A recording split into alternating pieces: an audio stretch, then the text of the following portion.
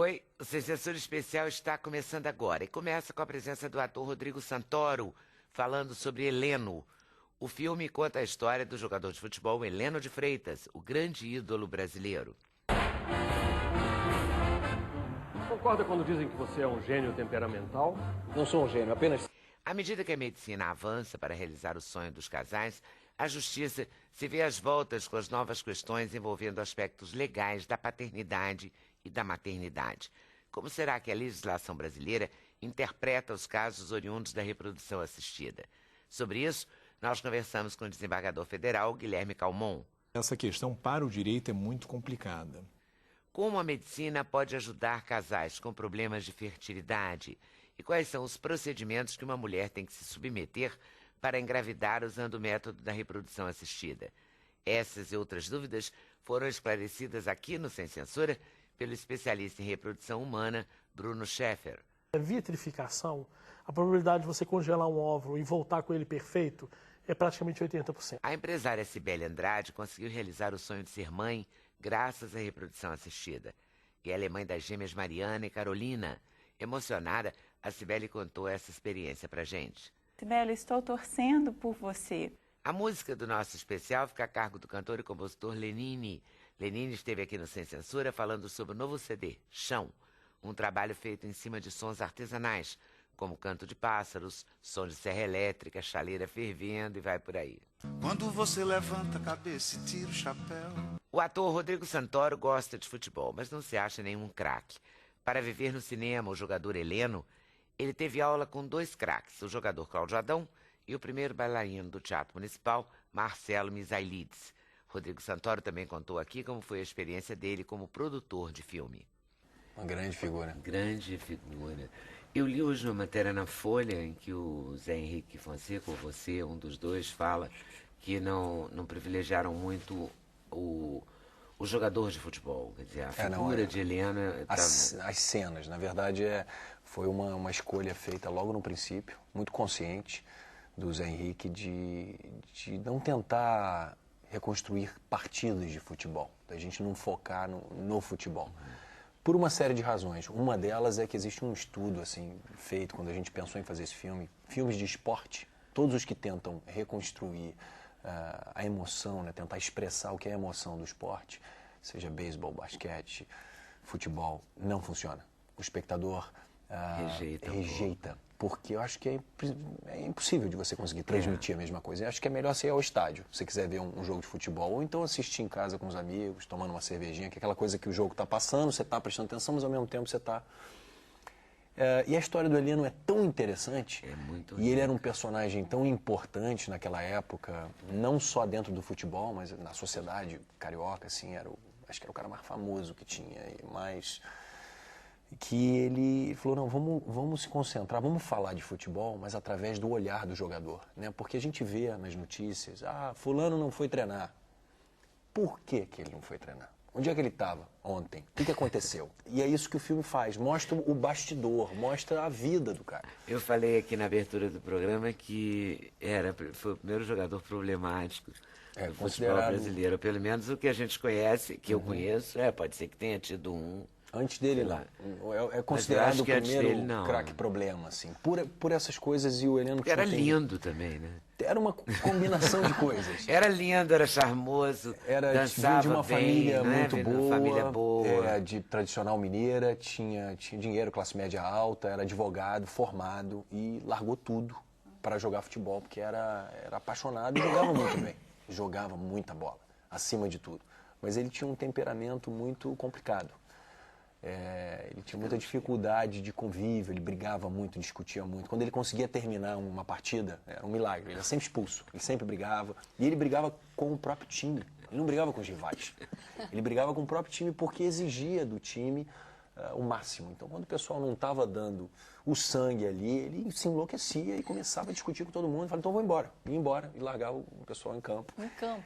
Então, tem histórias assim, dava para fazer uma trilogia, dava para fazer 3 filmes. A gente teve que eleger, na verdade, algumas histórias de tudo que a gente ouviu falar do Heleno. Ele é um mito, tem muitas fotografias e muitas histórias sobre ele, assim, e versões diferentes da mesma história, gente que odiava, gente que ficava absolutamente impressionado com tudo que ele fez. Independente a gente começou a entrevistar, né? Quando a gente começou o processo de pesquisa, a gente saiu para entrevistar pessoas, alguns remanescentes que a gente encontrou. Ele foi um dos fundadores do famoso Clube dos Cafajestes. Era um grupo de rapazes que, enfim, se reuniam ali para curtir a boemia e tudo mais. E a gente foi procurando e encontramos algumas pessoas, algumas pessoas aí já nos 80 e poucos anos que contaram histórias sobre Heleno. Independente de positivo ou negativo, os depoimentos nunca eram indiferentes. Tinha gente que falava mal e tinha gente que falava muito bem. Mas sempre é uma coisa que eu acho que ele causou uma impressão muito forte nas pessoas. Ele causou, para usar uma palavra Como desse se diz hoje em dia, o Heleno causava. Ele causava. Nossa. Eu não vi o Heleno jogar, mas eu me lembro do meu pai falando do Gilda, sabe? Tinha um filme com a Rita Hayworth, né? Nunca houve uma mulher como Gilda. E isso virou uma expressão, né? Acho que dos anos 50. Isso, final dos anos 40. Final dos anos 40, começo dos anos 50. E ele é a torcida do Fluminense. Quem que é Fluminense? A Ana. Eu. Você também? Então, as duas que são Fluminense. A torcida do Fluminense xingava o Heleno de Gilda. Eram os rivais, né? O Botafogo e o Fluminense. Ele jogava no Botafogo. Ele era botafoguense. Ele era botafoguense. Não é que ele jogava no Botafogo. Ele era Botafogo. Ele dizia que ele tinha uma frase muito curiosa, que ele falava: o amor pelo time, pelo seu clube, não pode ser comparado a nenhum outro tipo de amor.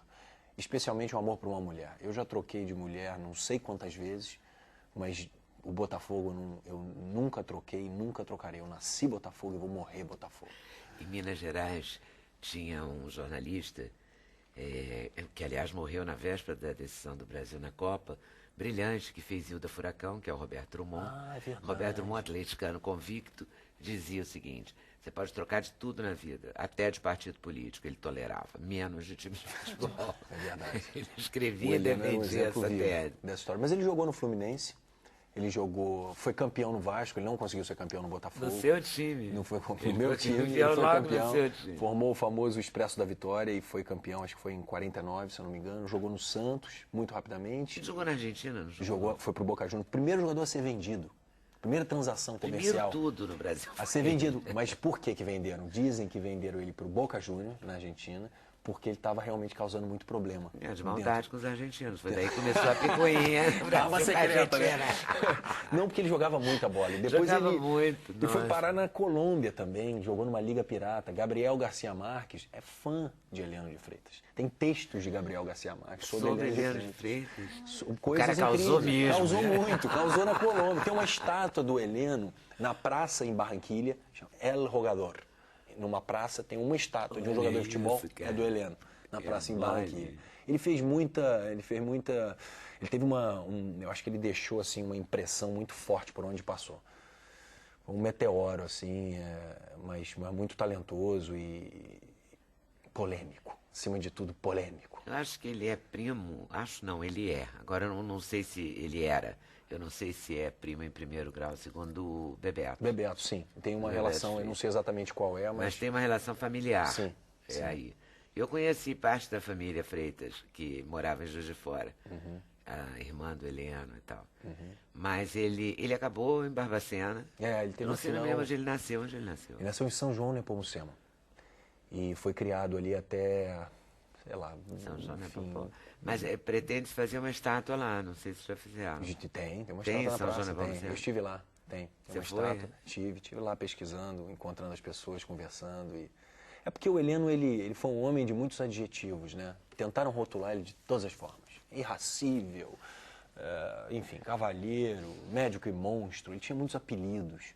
E meu maior desafio ali, quando eu comecei a pesquisar, eu falei, ok, mas quem foi o Heleno, né? Quem é o homem por trás disso tudo, de tantos adjetivos, de tantos apelidos, né? Quem é? E eu achei que era importante ir lá onde ele nasceu, porque eu ia ter uma outra visão da história. E eu tive. A padaria que ele gostava, o doce que ele gostava de comer, o que é a família, como é o olhar das pessoas, o goleiro, eu encontrei um goleiro, cara, não me lembro o nome dele agora, mas ele já está com seus 88, alguma coisa assim. E ele me contou que ele jogava com o Heleno, que o Heleno adorava fazer, ele fazia os gols e ele tripudiava em cima. Ele gostava de fazer gol e ficar zoando o cara. E ele me contou umas histórias assim lindas, na verdade, de como ele era companheiro também. Uma coisa que eu não tinha ouvido nas outras... Os outros comentários eram de que ele simplesmente tinha uma fama de arrogante, tinha uma fama de... Agora, tem toda uma história aí na... Mas ele, com o goleiro, Ele era muito bacana. Ele gostava Ele brincava, era uma coisa de Ele brincadeira. gostava de ganhar, mas ele gostava de ganhar, mas depois ele brincava, abraçava, beijava. Não esculachava, Não. Também ele tinha uma porção chique, né? Ele, além de tudo, ele era muito elegante. Essa era a marca do Heleno. Elegância dentro e fora de campo. Ele jogava ele tinha uma estética. Uma das coisas que eu fiz, inclusive, Ana, foi buscar a dança. Você deve conhecer o Marcelo Misalides. Claro. Então, Meu partner. Teu partner? Então, o Marcelo foi um parceiro muito bacana. Por causa da elegância, né? Eu sempre reparei, por exemplo, olha como eu estou sentado, olha como você está sentado. Olha a diferença. É incrível, tá assim, né? Sem o menor esforço. É natural, né? O Carlinhos também. A pessoa que trabalha com o corpo, que dança, eu acho que você, como trabalha com a consciência corporal, com o teu corpo o tempo todo, já vira uma coisa natural. E eu acho que a harmonia, né, dos gestos acaba te trazendo elegância. E a elegância é uma coisa que foge à percepção. Você não sabe por que a pessoa é elegante, mas existe elegância, eu acho que está nessa harmonia. E aí eu fui buscar o Marcelo, cheguei através de uma amiga no Marcelo, aí ele falou, qual é a coreografia? Eu falei assim, não tem coreografia, Marcelo, eu não preciso aprender nada, eu queria só fundamentos. Essa coisa do corpo, da postura e a harmonia dos movimentos, né? Como é que você... porque eu quero construir elegância com isso. E a gente fez um trabalho muito aberto, muito, sabe, sem um foco específico. Me passou o básico ali, que é realmente... Fiquei com as pernas. O básico, os exercícios ali fundamentais, trabalhar com a música, com a métrica, com o ritmo, né? Com a cadência, com tudo isso. Foi muito bacana. Por causa dessa marca do Heleno, que era elegância. Era um homem elegância. As mulheres ficavam... Fascinante. Tinha uma senhora, né? Como ficam por você também, deve ficar certo. Isso aí você não precisava fazer muito laboratório, muito esforço, né? A dança esse e o laboratório futebol você podia tem muito pular. em comum. Tem muito em comum. Muito em Não é, comum. porque dentro A preparação que você tem que ter com o corpo para desenvolver, para você correr num campo e driblar, se contorcer, puxar a bola para cá, você tem que ter uma agilidade, uma criatividade. Você olha, você vê uma dança uma dentro dança. do campo, né? Especialmente os brasileiros, né? A gente tem essa característica, que a gente Uma joga ginga, futebol, você acha futebol da diferente? ginga. E você é de dança? Você... Eu gosto, mas... Ou você tem um... Não, eu acho até que eu tenho algum talento. Eu nunca desenvolvi. Eu sempre quis fazer aula de dança. Principalmente eu gosto de dança, você dança junto, dança de salão. Eu sempre admirei, gosto tango. Uma época eu quero aprender tango. Eu nunca me dediquei a isso, mas eu gosto. Eu gosto muito de música, sou muito ligado. Você falar de talento a música. Redundância, porque você é um cara talentoso, né? Mas eu acho que o ator tem que ter essa afinidade com a dança, porque é a coisa do personagem. Sem a menor né? dúvida. Sem a menor Amanhã dúvida. você pode estar fazendo um personagem que dance. Eu já quase fiz, numa época que foi essa história do tango e tudo mais. Mas eu vou me dedicar mais. Eu vou fazer porque me acendeu uma vontade assim de fazer depois que eu passei ali com o Marcelo treinando um pouco. É bom, né? Dançar é muito bom. Expressão, eu vi agora recentemente o documentário da Pina. Né, o Pina. Excelente também. E um trabalho lindo, assim, super... Enfim, tem tudo a ver com o que eu faço, para falar a verdade. Então, sem a menor dúvida. E o futebol? Você é bom nisso? Mais ou menos, né? Eu sou peladeiro. Fez um golzinho Eu sou lá, né? peladeiro. Como Helena, você fez algum gol? Não? Como Helena eu Não, fiz. vá. Até aconteceu uma falta lá no dia que a gente estava fazendo futebol, né? Mas como o futebol ele não é... As cenas de futebol não são o foco da história, a gente não tinha que se aprofundar tanto. Mas aí filmamos umas coisas e um dia realmente aconteceu lá uma falta que eu bati de primeira, fiz um gol, é incrível. Olha. E aí todo mundo se olhou assim, o que Baixou aconteceu? ele, né? Sei lá, não, magia do cinema.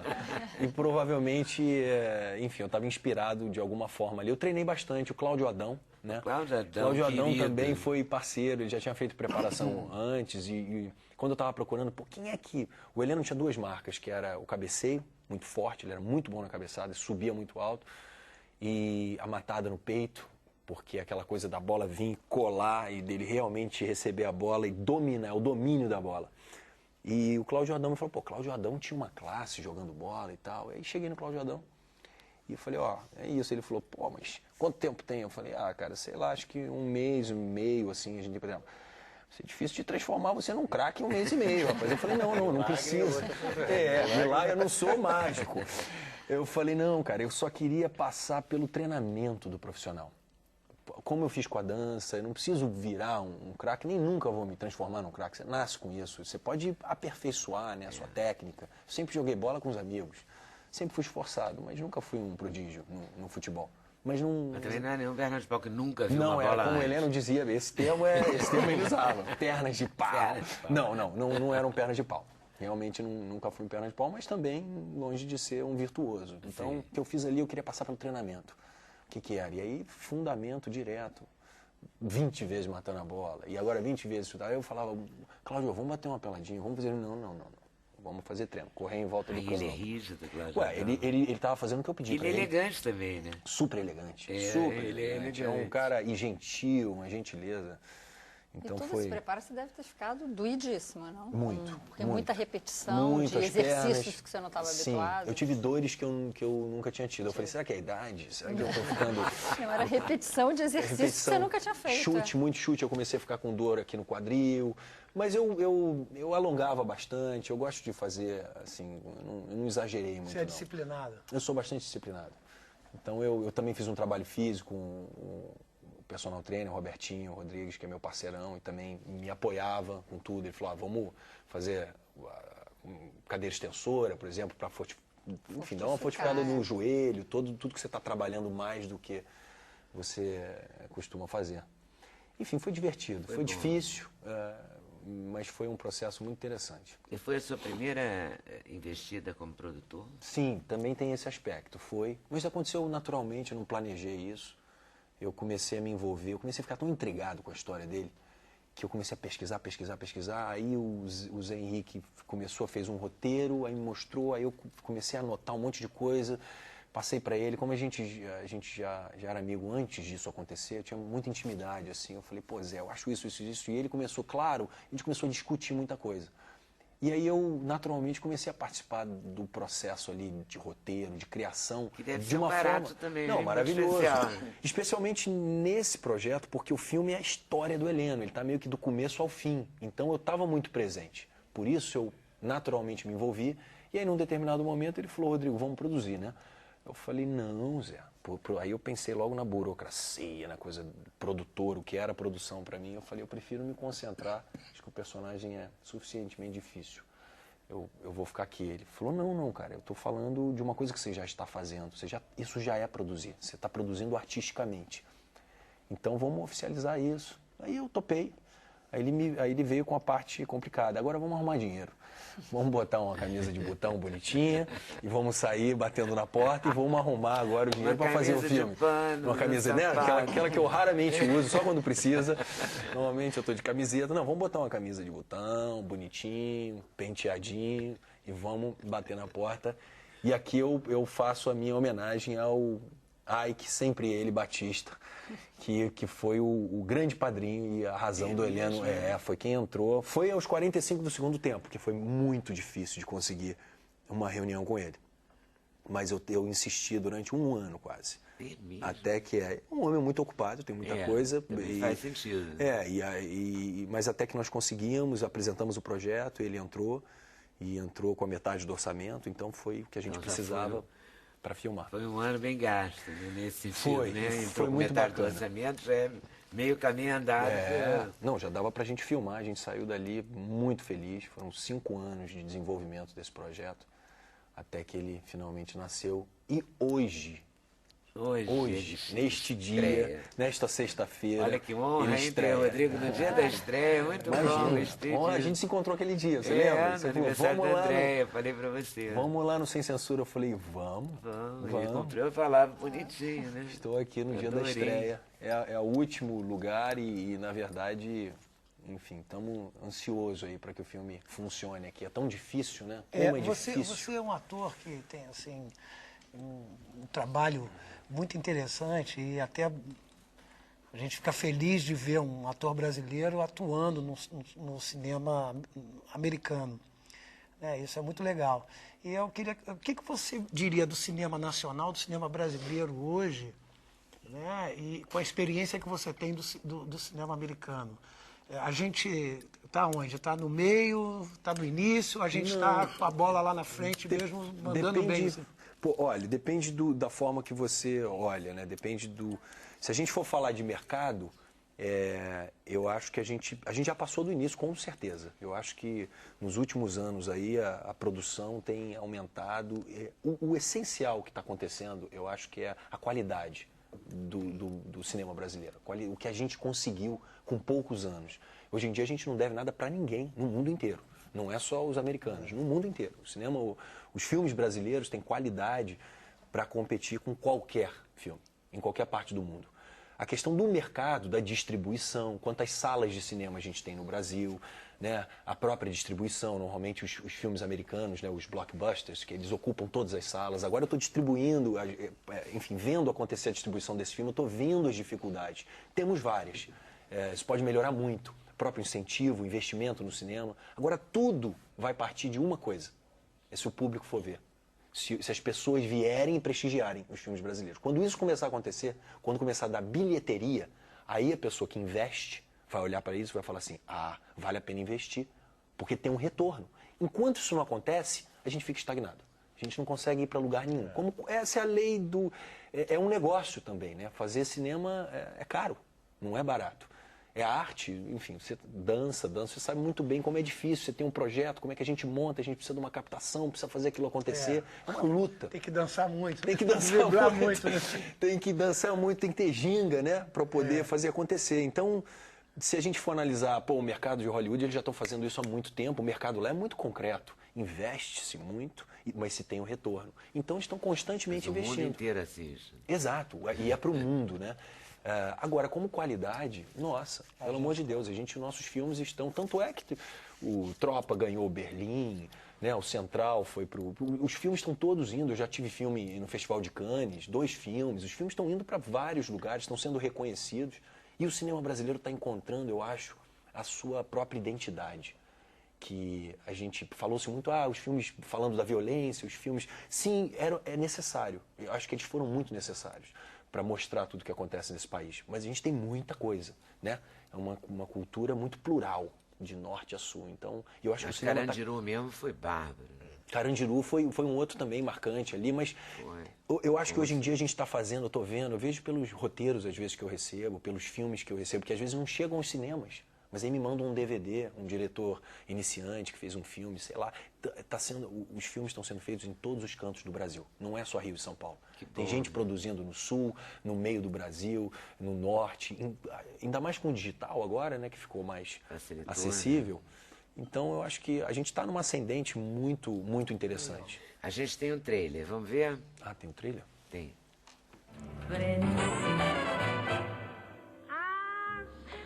Convidar pra entrar pra conhecer seu quarto. Você vai ficar 3 dias sem ver mulher. Aí você me procura. Heleno, o que é que ainda te falta nesta vida? Dinheiro, mulheres? Conhecer o John Wayne. Acender cigarros como ele. Concorda quando dizem que você é um gênio temperamental? Não sou um gênio, apenas sei muito bem o que quero e o que gosto. Gols, cinturinhas e Cadillacs. Casa comigo! Eles não falsam. Meu texto! Eu te amo, safado. Me diz que eu não confio em você, Helena. Eu gosto de você por todos os outros dias em que você confia. Apreciando a paisagem? Já disse que eu não preciso de treino. Você precisa se cuidar. Doutor, eu não vou fazer tratamento que vai me deixar frouxo e broxa. Eu botar fogo não é lugar de covardes, não! É botar fogo! Vamos vender você para o Boca Juniors da Argentina. Lá vai o homem que esqueceu que era só um jogador de futebol. E agora? Quero ver, bando de mariquinha!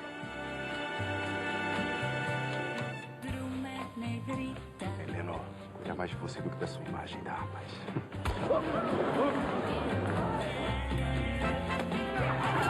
Heleno, o que você tem é grave. Eu preciso desse último jogo. É a chance de voltar a ser o Heleno de Freitas de novo. Muito bom. Com quantas cópias vocês estão entrando? 62, e esperando que os espectadores compareçam nesse primeiro final de semana, porque isso pode aumentar. Tá aí uma questão. O primeiro fim de semana é decisivo. É decisivo. Se o pessoal comparecer e der um bom número, a gente aumenta o número de cópias para o final de semana seguinte. Se não, ele começa a cair. Ele sai das salas. Então, convoque as pessoas. Estão convocados. Estão todos convocados. Todos convocados. Não, e mais, todos mesmo, porque essa coisa do filme de futebol, né? As moças vão olhar e vão falar, isso é mesa redonda, isso é coisa de rapazes. Não.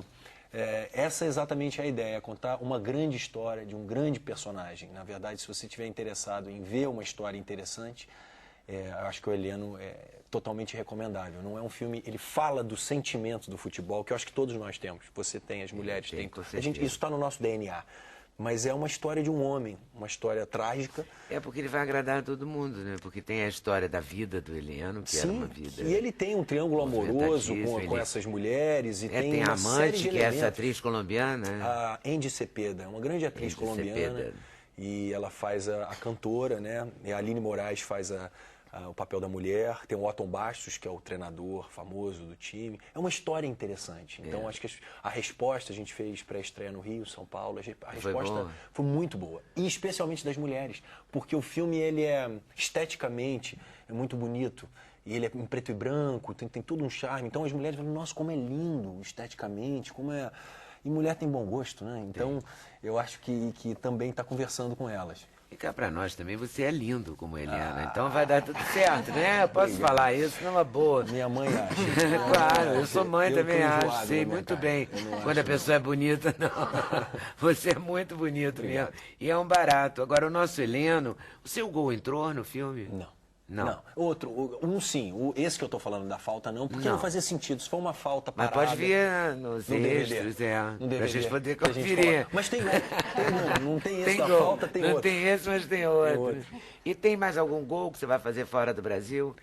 Porque você filmou lá, as pessoas aqui às vezes interpretam mal também, né? Mas aí não falou, não sabe o que é ralar pra chegar lá.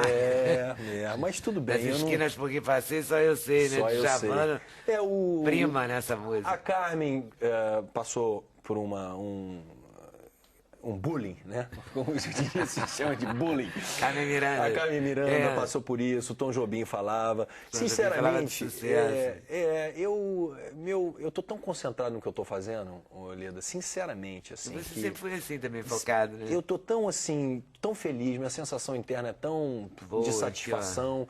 No próximo bloco, reprodução assistida. Os aspectos legais são o nosso assunto com o desembargador federal Guilherme Calmon.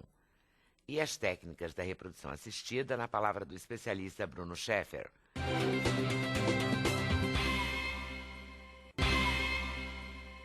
Na novela Fina Estampa, a personagem Esther, papel da Júlia Lemertz, você se lembra, engravidou e deu à luz graças à reprodução assistida. E viu a sua condição de mãe ser questionada na justiça. A legislação brasileira não tem leis específicas sobre o tema. O desembargador Guilherme Calmon falou aqui no Sem Censura exatamente sobre isso. A realidade que nós temos é uma resolução do Conselho Federal de Medicina que trata de algumas condutas que são consideradas admitidas pelos profissionais da medicina, pelos médicos, nas experiências e nos procedimentos que devem ser adotados, e existe a previsão da possibilidade da utilização de embriões para fins de reprodução humana, ainda que esses embriões tenham sido gerados com óvulos e espermatozoides de outras pessoas que não daquele casal ou daquela pessoa sozinha. No caso específico da novela, me parece que a solução tem que ser exatamente da mulher que desejou ser mãe, porque hoje a maternidade, e isso não só no direito, mas também em outras áreas do conhecimento, ela não é apenas um dado biológico, mas sim um desejo que pode vir a gerar consequências no campo da maternidade. Então, na realidade, a solução que me parece a mais correta à luz do sistema brasileiro, mãe será a Esther, aquela que quis ser mãe e desenvolveu um projeto parental. A doadora, na verdade, ela é mera e tão somente fornecedora do óvulo. sem nenhuma outra consequência no campo da maternidade para o direito. Então, ela pode ser genitora, porque ela forneceu o óvulo, mas ela não terá vínculo de parentesco, portanto, não será mãe em relação à criança. Não terá o direito legal à maternidade, criar a criança, etc. Não, na verdade, ela é apenas e tão somente a fornecedora do óvulo, tal como em outras situações, mal comparando, não é exatamente a mesma coisa, mas no caso de um transplante de órgãos, parte do corpo humano, um rim, por exemplo, que venha a ser objeto de um transplante, obviamente que a pessoa que vai receber esse rim receberá de uma outra que, por sua vez, não terá qualquer identidade ou direito sobre aquele rim. Isso. Eu não tinha pensado nesse aspecto, né? Quer dizer, que o óvulo pode ser, ter a mesma interpretação, do ponto de vista de um órgão, Sim, um coração, um rim. Na realidade, é óbvio que não dá para se tratar exatamente da mesma forma, mas o raciocínio é parecido. Na verdade, ela não doou uma criança.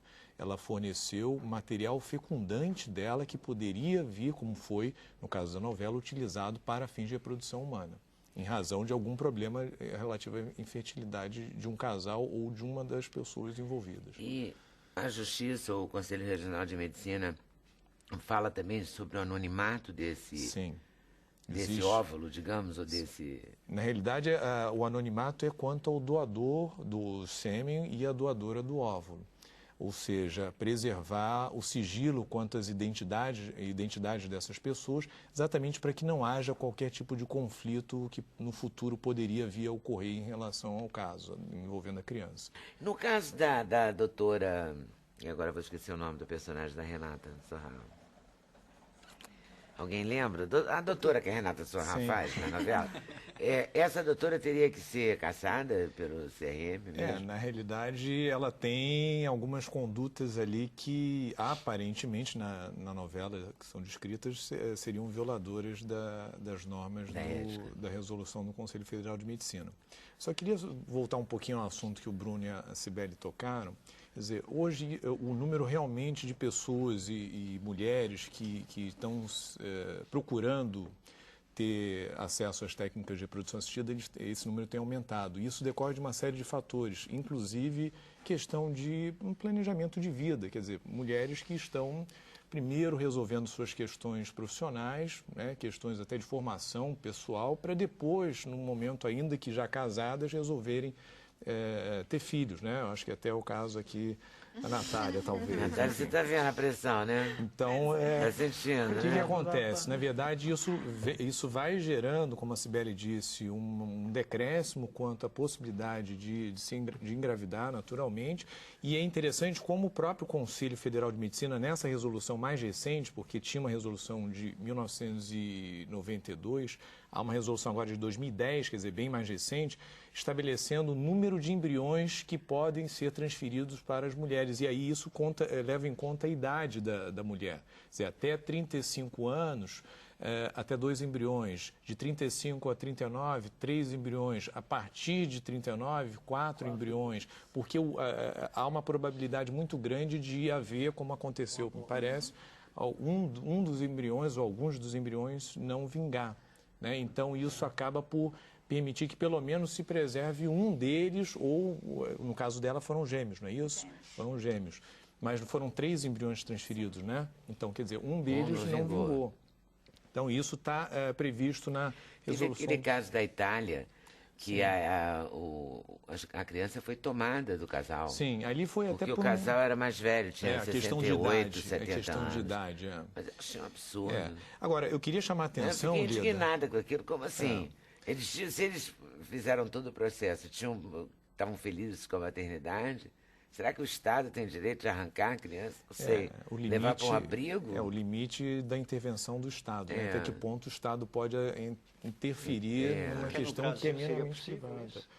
Aqui no Brasil, a princípio não, porque se foi admitido e foi perfeitamente possível a técnica de reprodução, o fato de serem pessoas de mais idade ou de menos idade não é relevante para esse fim. Né? Que bom, né? Agora, eu queria chamar a atenção, Leda, que nós não temos lei propriamente dita sobre o tema. O que a gente tem apenas é um artigo do Código Civil que trata do que a gente chama presunção de paternidade do homem casado, relativamente à sua esposa que tem acesso a uma técnica de reprodução homóloga.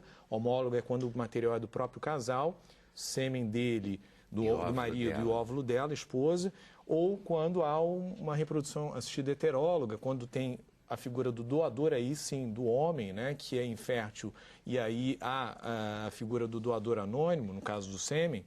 E aí, nesse caso, esse marido será, pela lei, pelo Código Civil, considerado pai jurídico em razão de ter consentido, ter autorizado que a sua esposa fosse inseminada com sêmen de outro homem ou que recebesse um embrião fertilizado com sêmen de outro homem. Mas, salvo esse artigo do Código Civil, nós não temos mais nada em termos de legislação.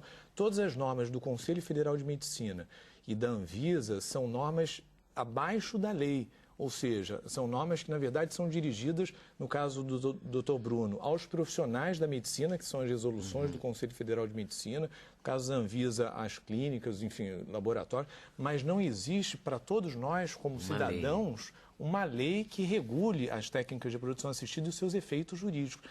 O especialista em reprodução humana, Bruno Scheffer, vai falar sobre os tratamentos de reprodução assistida e também dos casos de útero substituto. Em 1993, foi realizado nos Estados Unidos 2.800 ciclos. Chegou agora em 2007, nós fizemos um levantamento, teve 17 mil ciclos. Então, o tratamento de doação de óvulo é um tratamento consagrado. Primeiro, que se tem legislação. Em 2010 e 2011, o Conselho Federal de Medicina, junto com a Anvisa, tornou-se público diretrizes. O Conselho falando para o médico, olha, você tem que seguir essas leis, e a Anvisa deixando claro que o governo estava se posicionando daquele modo. Então, você fez uma pergunta aí, o seguinte, no Brasil, a doação ela tem caráter anônimo e não comercial. E se você, por algum motivo, facilitar a identidade da doadora ou da receptora, você vai responder judicialmente. Então, no dia a dia de consultório hoje, das técnicas de reprodução assistida, em cada 10 tratamentos, 2 são de doação de óvulo. E por ser um tratamento extremamente consagrado, já feito várias vezes e com taxas de sucesso altos, é um tratamento que participa do nosso dia a dia. E as pessoas já sabem sobre isso. Então, se o governo e o conselho te garantem que o anonimato vai ser mantido, que a doadora realmente está doando um óvulo, ela não está doando uma criança, fora que já se sabe quem pode ser doadora, quem pode ser receptora, isso no dia a dia é muito tranquilo. Na questão da novela, o que houve foi que a médica, né, deu o banco de sêmen para a mãe escolher, e ela escolheu a acaso. Ela pegou o óvulo que era fenotipicamente igual à gestora, até então não tinha problema, só que a secretária botou a amiga o fato, olha, foi gerada uma criança com seu óvulo. Fez uma fofoca. Então ali está o problema. É uma fofoca isso. Parece que ali houve uma quebra até da questão do sigilo. Claro, né, do isso que é muito importante, porque o Conselho Federal de Medicina e a Anvisa, sobre leis federais, deixam claro. Isso é anonimato. Isso não pode se quebrar. Só se quebra em uma situação. Você doa um óvulo, ajunta com sêmen, forma um embrião, transfere para o útero e gera uma criança. Se essa criança nascer com algum problema, cuja a doadora de óvulo pode ajudar, o médico vai ser avisado e eu entro em contato com a doadora. Você quer ou não ajudar? Se ela quiser ajudar, aí sim, eu posso colocar a identidade dela em uso ali. Mas se não, não. O anonimato Sim. Isso no caso de uma doença que necessite de... que uma mãe, quer dizer, uma pessoa que doou o óvulo ou aquele tecido pode ajudar naquela doença. Mas fora disso, não. A pessoa responde juridicamente. E a Anvisa, quando vai ao nosso instituto, ela deixa bem claro a todas as pessoas que trabalham conosco. Olha, isso é uma coisa que vocês têm que ter dados. A doação, você tem que saber onde está a doadora, idade, fenotípico, características físicas, telefone, tudo. Você tem que fazer dosagens seriadas de doenças sexualmente transmissíveis 6 meses depois. E você tem que saber onde que ela está, porque se eu precisar falar com ela, eu sei.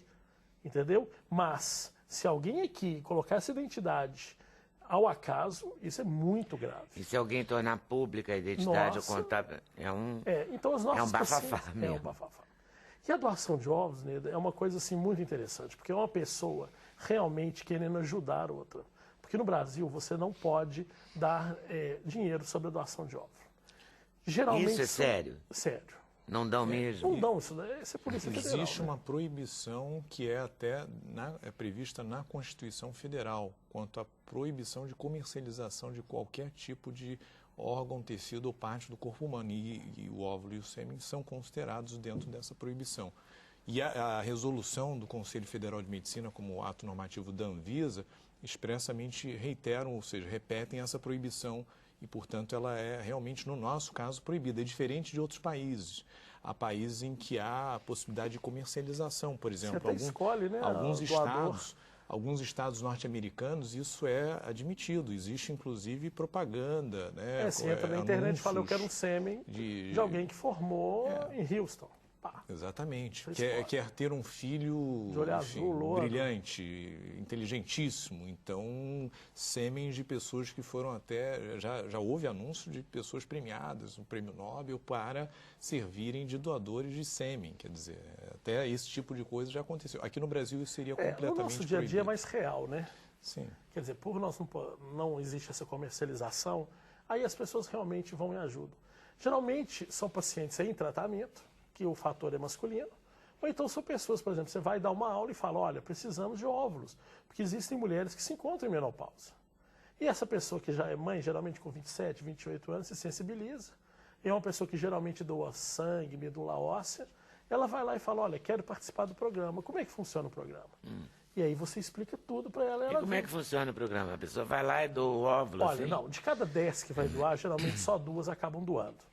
Primeiro, existem regras, né? Ela tem que ter abaixo de 30 anos, ela tem que passar por uma avaliação psicológica e com médico clínico. Lá no Instituto ela passa por 14 consultas. Ela passa... 14? Ela me vê 14 vezes. Por quê? Porque eu gosto, né? Primeiro eu peço todos os exames. Adorei. Porque eu gosto, é muito bom. Porque eu brinco com as minhas receptoras o seguinte, você tem que confiar no meu trabalho. Então eu que vejo uma paciente 14 vezes, eu sei com quem ela parece. Entendeu? O fenotípico dela, eu sei como é que estão as dosagens hormonais, sei como é que estão as doenças sexualmente transmissíveis, sei como é que essa pessoa... sabe também o lado psicológico dela, se ela vai descompensar ou não. Se ela tiver que dar um... Se ela tem, né, que dar um piti, já deu. Né? Ela deu um piti. Em 14 vezes ela deu. E eu ainda peço para analisar a carga genética delas, que no Brasil não é necessário, o cariotipo. Então, fora disso, elas são obrigadas... O que acrescenta medir a carga genética? Não, porque existem algumas alterações em carga genética que mesmo você doando um óvulo jovem e sadio, ele nunca vai gerar uma criança. Então a pessoa engravida e aborta, engravida e aborta. Além disso, ela tem que assinar uma coisa que nós chamamos de consentimento informado, que são em torno de 12 páginas, onde ela sabe tudo que é a doação anônima, não tem caráter comercial, que aquilo ela está doando um óvulo, que depois daquela doação não tem como ela requerer sobre aquilo, porque ela não está doando uma criança. E o que ela é necessário? Quais são didático, né?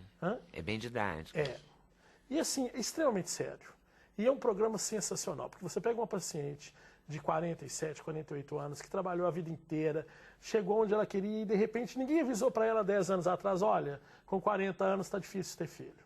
E aí ela quer ter filho e não consegue, aí ela vai no programa de doação e a probabilidade é muito alta. E ela consegue quem escolhe é o médico, quer dizer, ele escolhe baseado no... Olha, nós baseamos em 2 coisas. O primeiro grupo sanguíneo... O que é? Você está aí suspirando. Não, 34, faço assim. Não, você está muito jovem ainda. Nós baseamos em 2 coisas. O fenótipo, que é a característica física, né? Pele clara, cabelo liso, alta ou baixa estatura e grupo sanguíneo. Porque se você tem um pai O negativo e uma mãe O negativo, dali só nasceria uma criança O negativa. Então você pega uma doadora O negativa. Só que existem pessoas também que abrem mão disso. Não, eu vou contar que eu fiz um programa de doação. Então você pode doar qualquer tipo de sangue. Então nesse caso a gente seleciona pelo fenótipo, parecido e pelo grupo sanguíneo. Eu acho importante o seguinte, como ele comentou, você pega um óvulo, mas você tem que juntar com um sêmen. Esse óvulo e sêmen tem que formar um embrião. Esse embrião tem que ir para um útero e ainda gerar uma criança. Quer dizer, para virar uma criança, esse óvulo está muito longe dessa criança. E além disso, você vai para a sala de parto e na hora que nasce a criança, e a mãe olha, saiu de dentro dela, é filho do sangue dela. O sangue dela nutriu aquela criança. Então ela é mãe, quer dizer, ela vê, ela gerou aquela criança. E eu acho importante ela ter identidade com aquela criança. Né? Imagina você tendo um filho e o seu parceiro ser igual eu, uma pessoa de pele clara, e nasceu uma pessoa de pele negra, por exemplo. Eu acho na hora que você olha, você fala, pô, não tem nada comigo, né? Quer dizer, olhando assim não tem nada. Então eu acho que tem que ter uma identidade, você tem que se identificar. Por isso que eu sempre escolho pessoas do tipo iguais. É o que a gente segue, fenótipo e grupo sanguíneo. Isso é recomendado normalmente em razão até de estudos, né, e levantamentos feitos até para se chegar a esse modelo, né? Agora, eu queria só fazer um rápido comentário, não é o caso da novela, mas o caso da chamada barriga de aluguel, a maternidade de substituição, que é aquela hipótese em que Já teve até uma novela com esse nome. Que uma outra mulher, na verdade, que não deseja ser mãe, juridicamente falando, ela vai emprestar o seu corpo, e aí gratuitamente, porque também nesse caso não pode haver qualquer tipo de comercialização, para poder gestar durante 40 semanas, né, aproximadamente, aquele embrião em favor de uma outra mulher. Nesse caso, essa mãe de substituição, ela não terá um vínculo jurídico com a criança. Ela apenas gestou a criança, apesar de ter nutrido durante 40 semanas com seu sangue, podendo até ser ela própria a fornecedora do óvulo, que pode até ter sido fruto de uma inseminação artificial, quer dizer, ela, mulher que engravida, recebe o sêmen de um homem dentro do seu corpo para poder engravidar. Normalmente haverá apenas um único feto, né, por força de uma experiência, um procedimento médico, mas que é intracorpóreo, dentro do corpo dela, diferente da fertilização in vitro, né, que se dá fora do corpo. Então, nesse caso, a gestante, ela não será a mãe. É diferente do caso da novela. Na verdade, quem desejou ser mãe foi uma outra mulher que, por alguma circunstância, não podia engravidar ou não podia manter uma gravidez. Eu já li no jornal uma vez que era a mãe gerou o filho da filha. Sim, então, e isso está previsto também como na barriga de aluguel, entendeu? Na verdade, o termo técnico, inclusive, na resolução do Conselho Federal de Medicina, é a gestação de substituição. Útero de substituição. Útero de substituição. Nesse caso que ele está citando é importante, porque antes de você fazer o útero de substituição, você entra no Conselho Regional de Medicina falando o seguinte: olha, eu tenho uma mulher que tem óvulo, só que ela não tem útero. Ou ela tem uma síndrome tipo Rokitansky, ou ela nasceu com uma atrofia uterina, ou seja, não tem como ela gestar.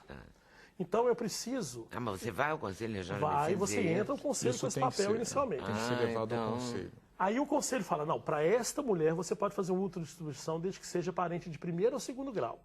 Isso. Mãe, irmão, uma prima. Aí pega-se o sêmen, o óvulo, geralmente forma-se o embrião em laboratório e transfere para o útero.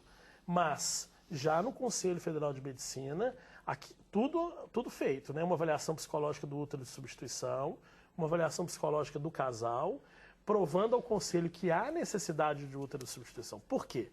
Porque é o que ele citou. Hoje, quem que é a mãe? Abriu, tirou, você é a mãe. Só que no útero de substituição, ela está participando com o útero para ajudar alguém. Então, ela não quer ser Isso tem que ficar documentado, Então, isso tem que ficar documentado desde Até porque o a pessoa pode se arrepender. Exatamente. Como existem casos que a pessoa se arrepende. Como foi o caso da antiga novela, né? Que ela se arrependeu. Da barriga de aluguel. Foi. Agora, o termo é como ele citou, a barriga de aluguel, quando você fala em aluguel, fala-se você pagar algo, né? Não, é útero de substituição. Você vai usar o útero de alguém porque aquela pessoa que ia gestar não tem um útero. Sei, o barriga de aluguel é um termo popular. Para falar errôneo, útero de substituição.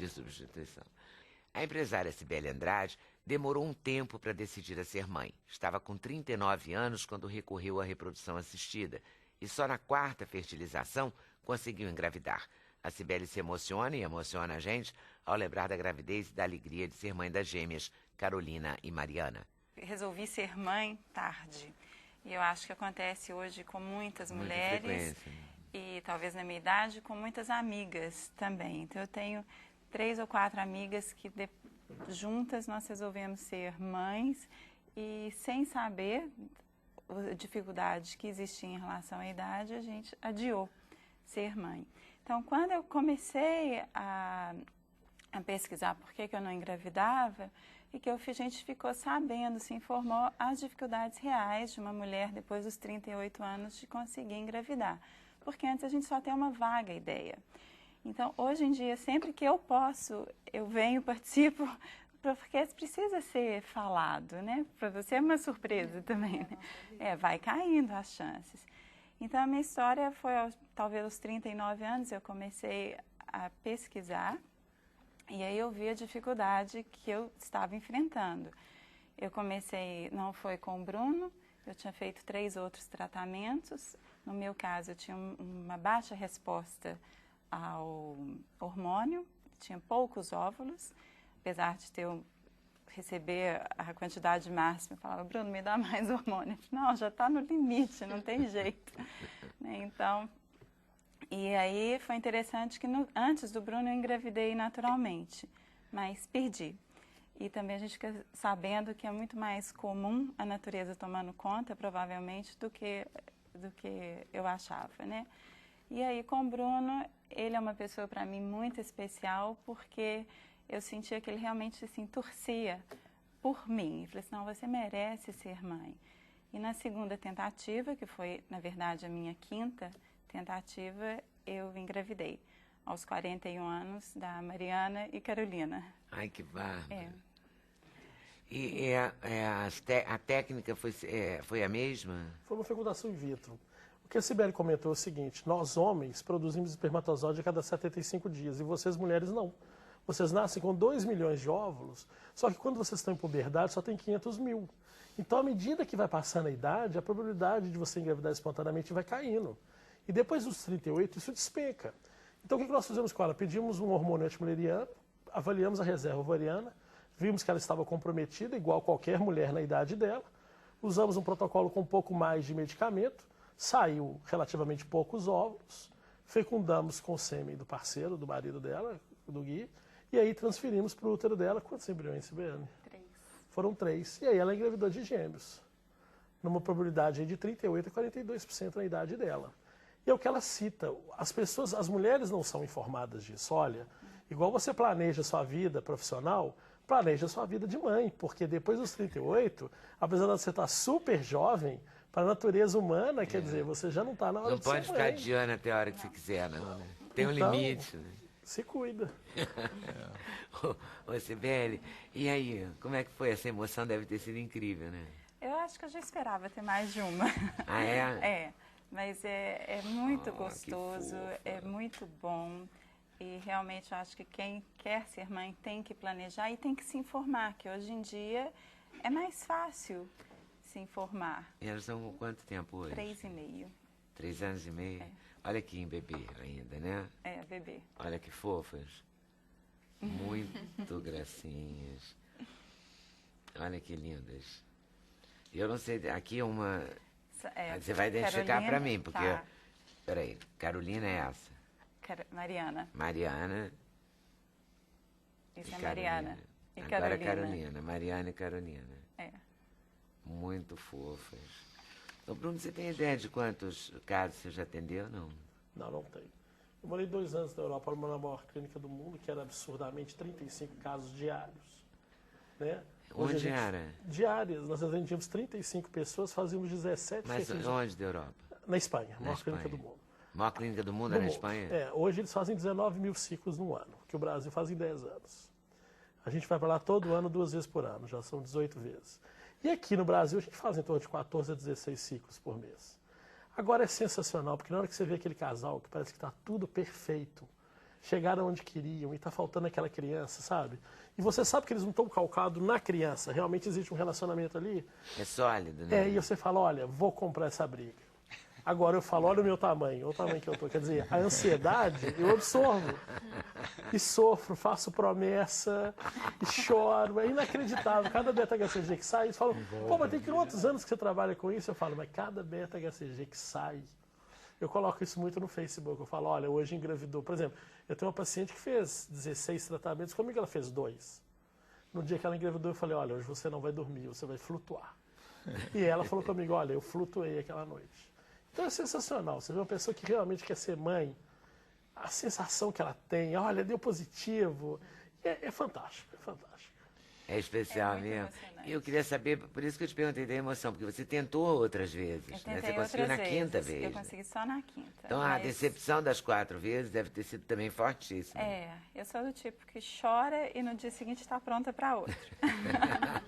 Por isso que você conseguiu, né? Por isso eu acho também que tem também a ver tem isso, né? Eu acho que é uma questão, assim, tem que ter uma persistência e uma insistência também, né? Também. Porque não é fácil. Numa gravidez, se eu estou certa, Bruno, numa mulher numa idade normal, sem nenhum problema, é só 20% de chance que ela tem ao ano, 20% ao né? mês. Ao mês, em cada ciclo de engravidar. Então, é pouco.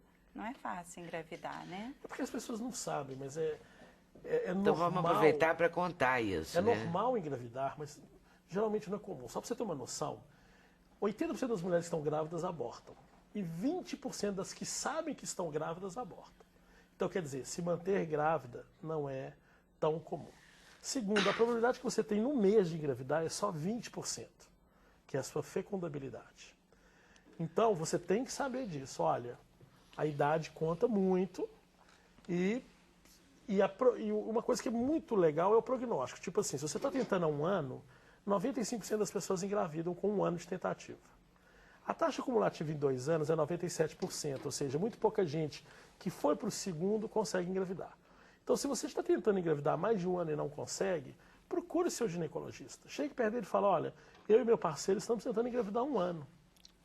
Ele vai fazer exames basais. Isso já é um sinal claro é o que nós para o chamamos ginecologista de Um ano infertilidade. de tentativas, não conseguindo ou conseguindo a gravidez sem levar a criança para casa. Então, passou 1 ano, não conseguiu, vá ao ginecologista.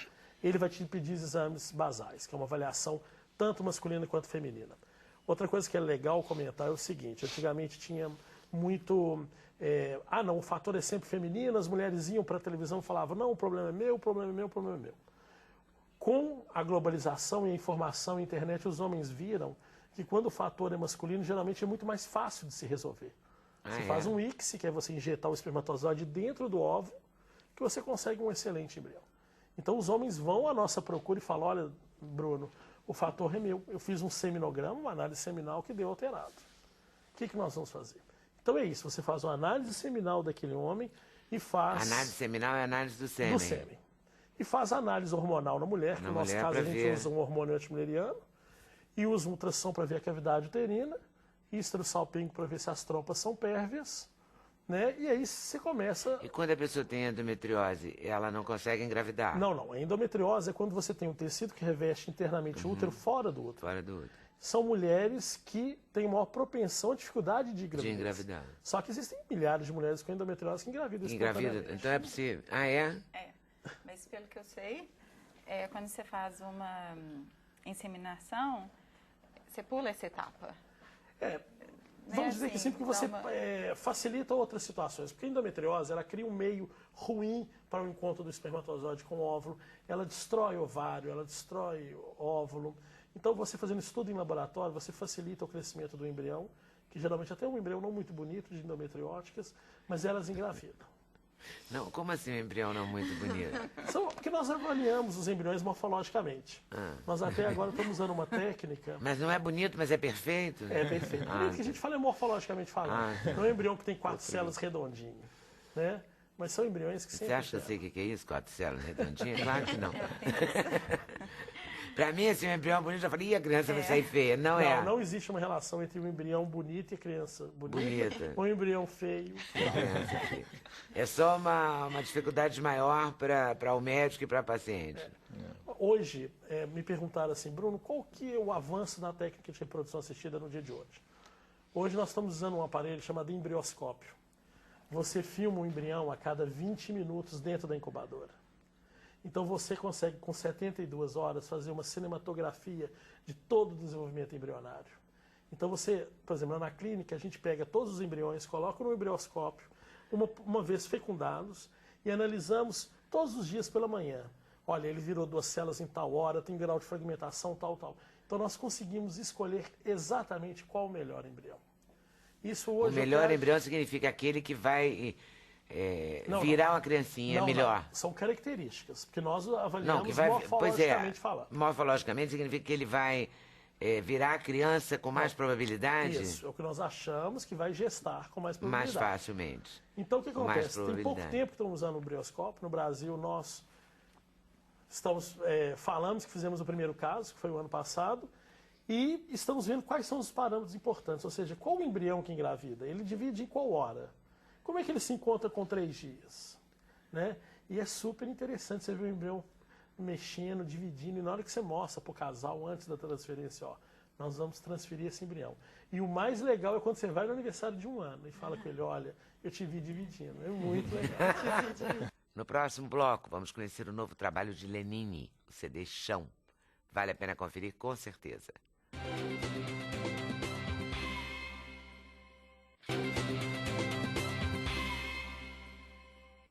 É um trabalho artesanal, o novo CD de Lenine, Chão.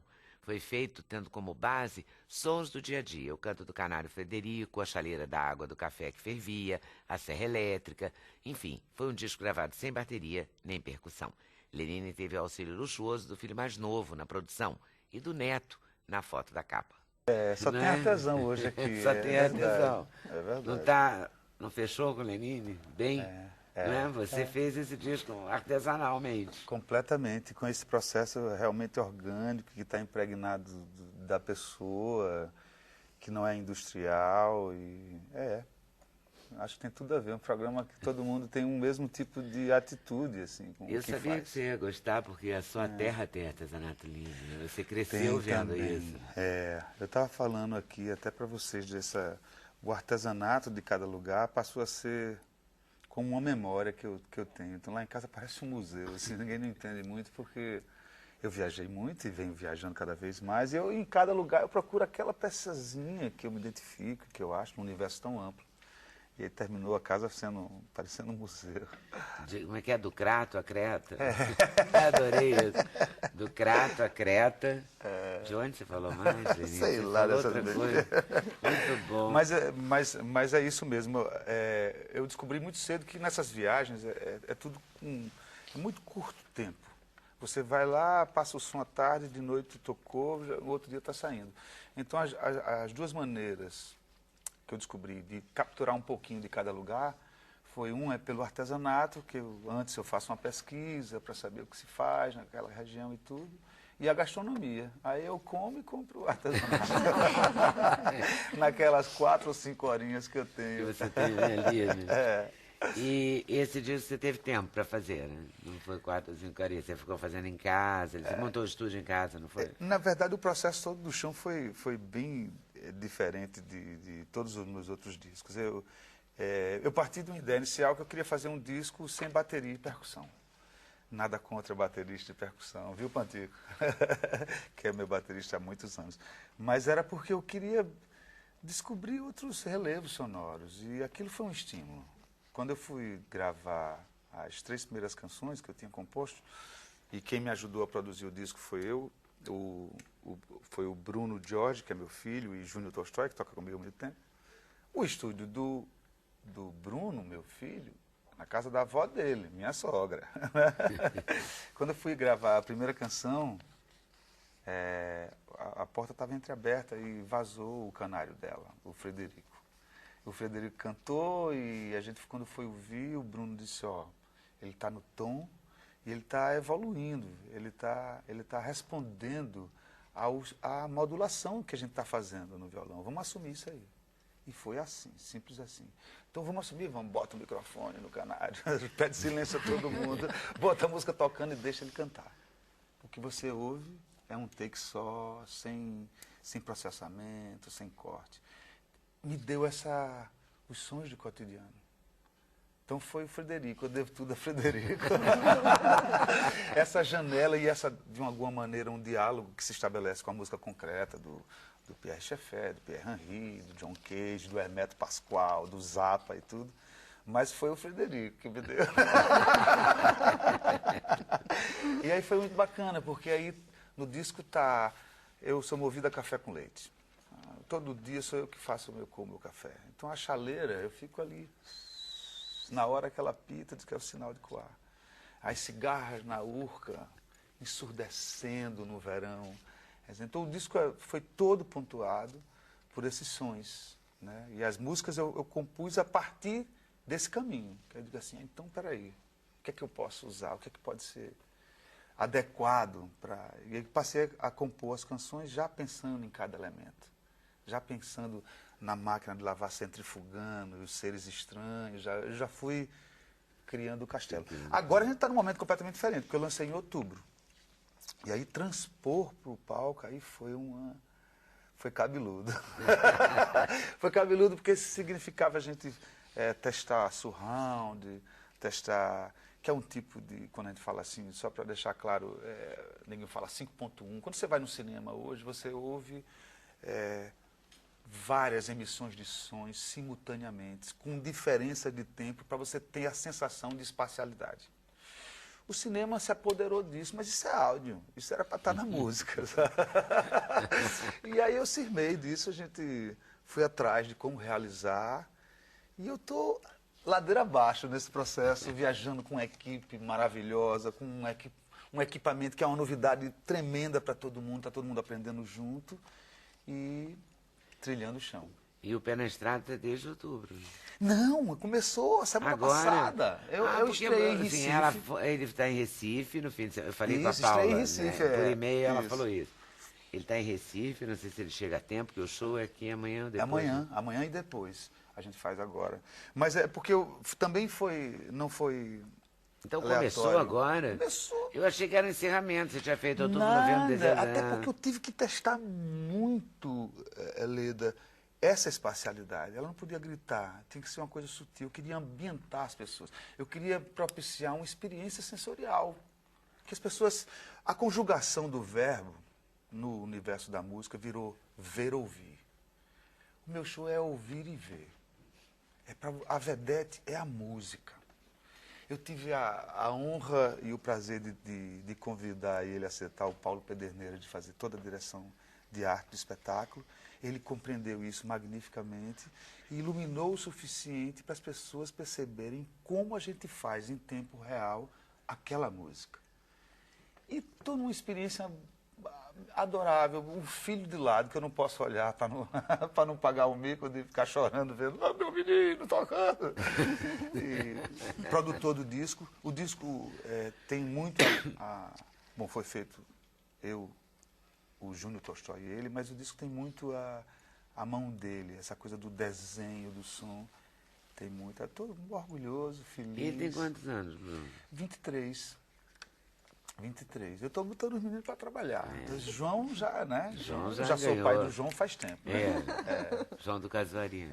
E você não conhece ainda Bernardo, viu? Ah, é? Tem o terceirão aí.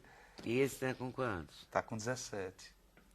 E vem em que caminho, assim, você tá sentindo? Tudo bichado com a música, Tudo cara. pela música. Tudo bichado da música. Mas como compositor, como produtor? Tudo meio assim, por isso que a gente tava falando essa Bruno coisa da também geração. toca? Toca, canta, compõe, escreve. E toca no seu show o quê? Toca tudo, tu vai ver. Tu não vai não, é? Vou. Então tu vai ver. Toca tudo? Tudo, rapaz. E o bacana é que nós montamos 3 sets com uma interatividade muito grande. As coisas a gente construi, os loops, os sons, tudo em tempo real. Enquanto eu estou tocando, por exemplo, estou fazendo aqui no violão e pego e faço... A partir do momento que eu fiz isso, o Júnior, que já está olhando para mim, ele pegou e sampleou isso que eu fiz aqui.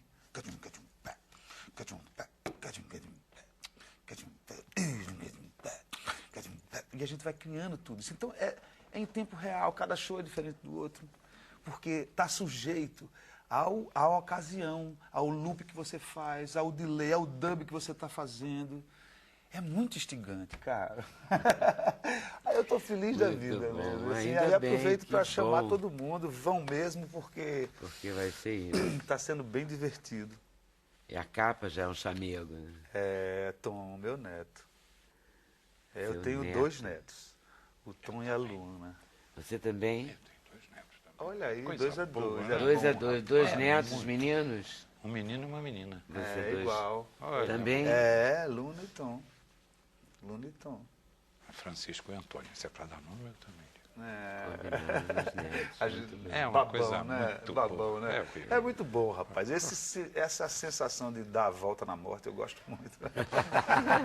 Dei outra volta, nasceu outra volta. É uma delícia esse cara, muito bom.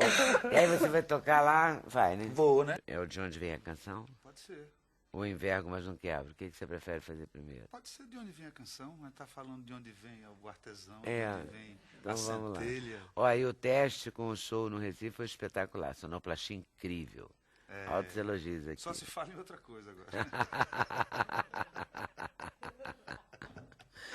Outro dia você foi citada aqui pela Luísa, aquela que estava no Canadá. O pai dela disse, não, Lenine disse que, entendeu? Mas não me deram nenhum apartamento, não. Pois é, não se deram, né? Podia ter rolado um apartamento. Devia ter rolado um apartamento. Pelo menos você podia aparecer no comercial do apartamento. Valia a entrada do apartamento, sei lá. Verdade, verdade. Lenine, de onde vem a canção?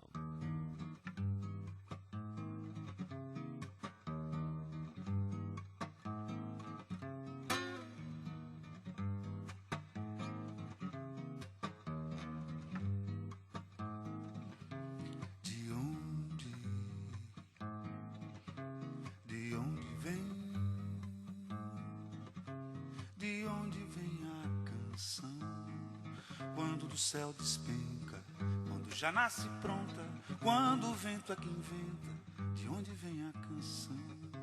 De onde vem? De onde vem a canção? Quando se materializa, no instante que se encanta, do nada se concretiza, de onde vem a canção? Pra onde vai a canção? Quando o fim da melodia, onde a onda se propaga, em que espectro irradia, pra onde ela vai, quando tudo silencia, depois do som consumado, onde ela existiria.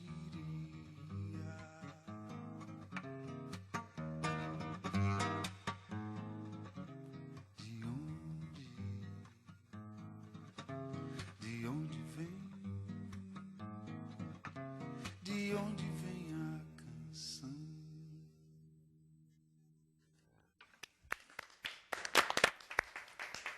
Sabe quem respondeu aqui no Twitter o nome da pedra? Dudu Falcão. Ah, meu parceiro, olha aí. Querido, mandou um abraço pra você e respondeu a pedra. Olha, Alexandre, mostra aqui pra mim Valeu, parceiro. A pedra. Eu fiquei devendo o nome, que é a Turmalina da Paraíba, e a... Fecha, escolhe uma aqui pra você fechar. Talvez essa fosse a melhor, né? Porque é linda. Mostra bem o azul que é.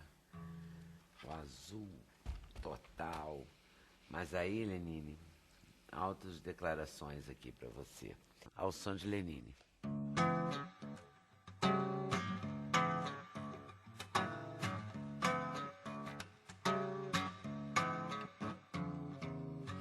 Se por acaso pareço que agora já não padeço de um mau pedaço na vida, saiba que minha alegria, como é normal todavia, com a dor é dividida. Eu sofro igual todo mundo, eu apenas não me afundo em um sofrimento infindo. Eu posso até ir ao fundo de um poço de dor profundo, mas volto depois sorrindo.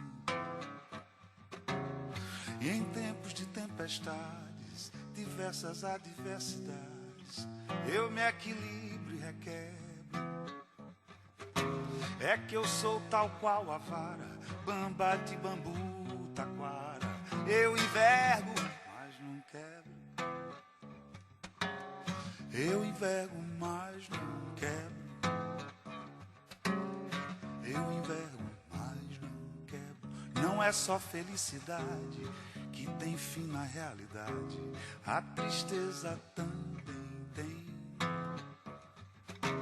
Tudo acaba, se inicia, temporal e calmaria. Noite e dia vai e vem. E quando é mar, a maré, e quando já não dá pé, não me revolto, me queixo. E tal qual um barco solto, salvo do alto mar revolto, volto firme pro meu eixo. E em noite assim como esta, eu cantando numa festa, ergo meu copo e celebro os bons momentos da vida e nos maus tempos da lida. Eu envergo, mas não quebro. Eu envergo, mas não quebro. Eu envergo, mas não quebro. No próximo bloco você tem mais música de Lenine. Aguarde, hein? Vale a pena conferir.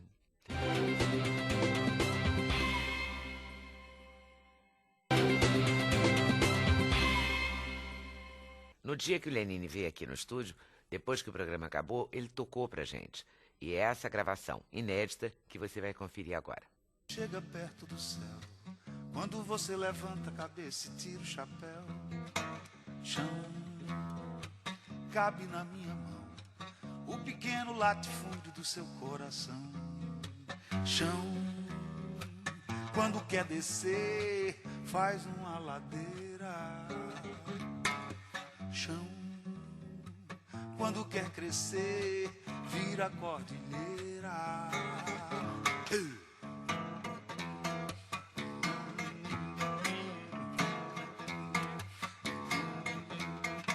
Chão, segue debaixo do mar o assoalho do planeta e do terceiro andar. Chão, onde a vista alcançar todo e qualquer caminho pra percorrer e chegar. Chão, quando quer sumir, se esconde num buraco. Chão, se quer sacudir, vira um terremoto. E o chão, quando foge dos pés, tudo perde a gravidade. Então ficaremos só nós, a um palmo do chão da cidade. O chão, quando foge dos pés, tudo perde a gravidade. Então ficaremos só nós, a um palmo do chão da cidade.